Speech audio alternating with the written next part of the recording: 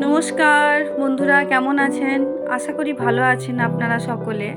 তো দোলন dreams YouTube চ্যানেলে আবার একটি নতুন ব্লগ নিয়ে আমি এসেছি আপনাদের কাছে। জানলেন বন্ধুরা, আজ সকালে সরস্বতী পুজো ছিল। তো হয়ে গেছে সরস্বতী পুজো সকালবেলায়। আর প্রতিমা উঠেছে মানে এখন তো 3 দিন থাকবে প্রতিমা। আর আপনারা হয়তো ভাববেন এ আবার মাটির উনানে কি বসিয়েছে। মাটির উনুনটা জ্বালানোর কারণটা হচ্ছে, আজ তো সরস্বতী পুজো, আর সরস্বতী পুজোর রাতে আমার বলে নয়, প্রত্যেকেরই বিশেষ করে এই গোটার ডাল একটা হয়ে থাকে। আর গোটার ডাল মানে সমস্ত সবজি গোটা গোটা পড়বে। আর এই গোটার ডালটা কাঠের উনুনেতে একটু ভালোভাবে হয়, একটু ধিমি ধিমি আঁচে খুব সুন্দর সিদ্ধটা হয়, বা একটু খেতেও একটু স্বাদটা ভালো হয়।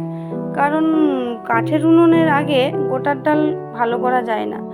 আর তার সাথে বাঁধাকপি তরকারিও বসিয়েছি, কারণ আমাদের এই সরস্বতী পুজোতে গোটার ডাল, বাঁধাকপির তরকারি, আর হচ্ছে কুল, রাঙা আলু আর বেগুন দিয়ে একটা চাটনি হয়, খুব সুন্দর খেতে লাগে।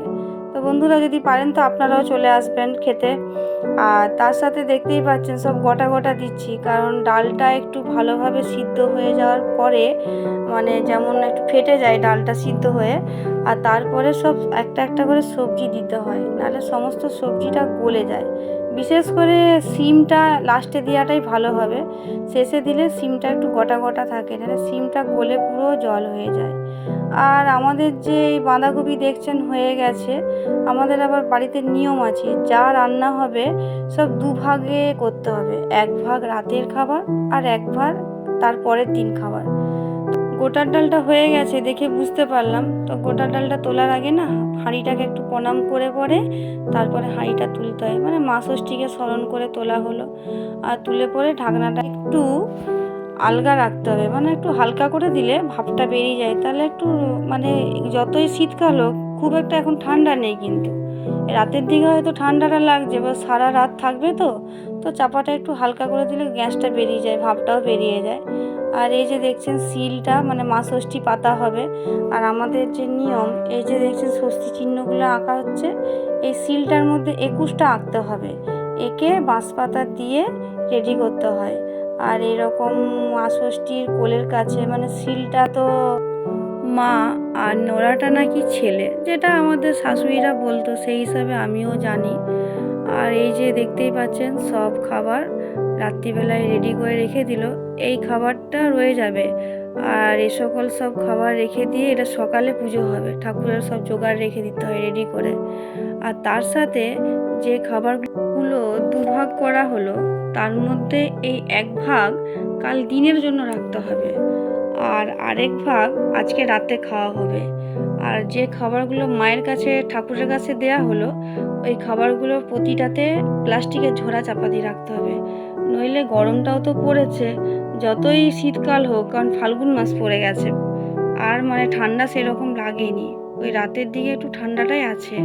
তারপরে সব চাপা দিয়ে সব কিছু গোছগাছ করে মায়ের কাছে শাঁখটি বাজিয়ে পরে প্রণাম করতে হবে। তারপর রাত্রে সবাই আমরা খেলাম, আবার সকালে উঠে পড়লাম তাড়াতাড়ি করে, কারণ পুজো করতে হবে। আর আজকের ওয়েদারটা জানলেন খুবই খারাপ, খুব একটা ভালো নয় ওয়েদারটা। মেঘটা যেন যেন গোমড়া মুখ হয়ে রয়েছে একদম, মানে রোদ তো সেরকম দেয়নি। আর সারাদিন যেন একটা ওয়েদারটা খুব বিতিকিচ্ছি হয়ে রয়েছে। আর আমি দেখছি না, সকাল করে উঠে তো পুজো করতে হবে। আমার ছেলে মেয়ে ওরা সকলে ঘুমাচ্ছে, আর তাদের সাথে টমিও দেখছি আজকে ঘুমোচ্ছে, এখনও উঠেনি। আমি দেখছি উঠলেই তো সারাদিন একটা ক্যাচের ম্যাচের, তারপরে টমির যাত্রাপালা আরম্ভ হয়ে যাবে সারাদিন। টমলুবাবু হচ্ছে ঘরের এখন শের, ওর যেটা মন যাবে ও সেটাই করবে।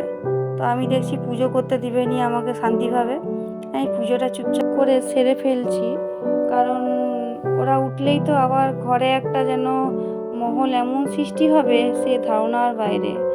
এই ওদিকে বলবে কি করছে, সে সেদিকে বলবে কি করছে, তার থেকে ভালো আমি পুজোটা সেরে নিই। তো আমি দেখতেই পাচ্ছেন পুজোটা সারছি, পুজো সারার পরে এরপরে ওরা উঠবে, ওদিকে সব ব্যবস্থা করে দেবো খাওয়া দাওয়ার, কারণ উপরে প্রতিমাও আছে, প্রতিমা পুজো হবে, ব্রাহ্মণও বলেছে সকাল করে আসবে। আসলে কালকে তো সারাদিন ছেলে মেয়েরা সব ঘোরাঘুরি করেছে, বুঝতেই পারছেন, ঠাকুর পুজো মানে প্রতিটা স্কুলেই গেছে ওরা, ঘোরাঘুরি করার পরে ক্লান্ত হয়ে গেছে। তো ওরা এখন আজকে রেস্ট নিচ্ছে। তারপরে আরেকটা সবথেকে বড় জিনিস, পড়ার চাপ নেই। আজকে ওদের হচ্ছে বিশ্রাম পড়াশোনার। তাহলে ঘুমা তোরা, আমি আমার কাজ সারি। আর জানলেন, আজকের দিনে আমরাও ছোটোবেলায় কিন্তু খুব ঠাকুর আর দেখতাম। আর এখানে দেখছি আজকের ওয়েদারটার জন্যে ছেলে মেয়ে দুজনাই ঘুমোচ্ছে। ও ছেলে মেয়ে বলে নয়, তার সাথে টমিটাও দেখছি আজকে ঘুমিয়ে পড়েছে। আর তারপর আমি পুজো সেরে ফেললাম। পুজো সেরে প্রসাদ রেডি করতে করতেই দেখছি বামুন ঠাকুর এসে হাজির। কারণ প্রতিমা আছে মানে নিত্য পুজো হবে। আর এখানে মনু আঁখ নিয়ে বসে আছে, আর দুষ্টু হচ্ছে ঝাঁঝ নিয়ে, যে ওরা দুজনে বাজাবে। তার সাথে ব্রাহ্মণেরও দেখছি আরতি হচ্ছে। আরতি পুজো সেরে এসে আমি নিচে দিনের বেলা রান্না আরম্ভ করে ফেললাম। কারণ আজকে তো সেরকম কিছু রান্না হবে না, মাছের শুধু ঝাল আর ভাতটি হবে। তারপরে রান্না সেরে আমরা সকলে খেতে বসে পড়লাম। কারণ দুপুরবেলাতে এমনিতে ওই গোটার ডাল আর সব খাওয়া হবে, সকাল করে একটু খেয়ে নেওয়াটাই ভালো। কারণ এখনের দিনকাল তো আর আগেকার মতন নেই যে যখন যেটা খেয়ে নিলাম। এখন আর মানুষের সহ্য ধৈর্য খুব কম। আর তার ফাঁকে টমিটাকে খেতে দিয়েছি। টমি দেখছি ঘরের ভিতরে রয়ে গেছে, ওকে শুধুই মাঝে মধ্যে উঁকি মেরে দেখতে হয়। তারপর আমরা সব খাওয়া দাওয়া করে ফেললাম। খাওয়া দাওয়া করে সব গোছগাছ করে টমিকে একটু কোলের কাছে নিয়ে আদর করছি। তো একটু দেখছিলাম চেষ্টা করে দুটো বিস্কুট যদি খাই, তো অনেকক্ষণ তো ভাত খেয়েছে, তো দেখছিলাম ও খেয়ে নিচ্ছিল। আর আমাদের টমুবাবুর একটা এমনই গুণ আছে, ওর খিদে পেলে ওর ঠিক মুখ দেখলে আমি বুঝতে পেরে যাই। কারণ খাওয়ার সময় হলে ও আমার কাছে চলে আসবে। তারপরে আদর করে একটু খাওয়ালাম। কিছু বিস্কুট খেলো, সব বিস্কুট খাইনি। আর খাওয়া মানে আমাকে আদর করতে হবে। ও আদর মানে আমার টমুবাবু হচ্ছে একটু আদরের হ্যাংলা। মানে ও আদর পেলে ও সব ভুলে যাবে, দেখতেই পাচ্ছেন। আর ওকে সত্যি এত মায়া লাগে আমার, মানে ওকে না হলেও আমার চলে না। তো দেখতেই পাচ্ছেন একেবারে কোলের মধ্যে শুয়ে পড়বে এমনকি। আর ওর একটা কি গুণ, আমার পায়ের মধ্যে মাথা দিয়ে শোবে। আর আমার এটা ভালো লাগেনি, আর ওটাই ভালো লাগে। তো যদি ভালো লেগে থাকে ভিডিওটা, লাইক কমেন্ট শেয়ার করবেন বন্ধুরা। আজকের মতন এখানেই শেষ করলাম। বাই বন্ধুরা।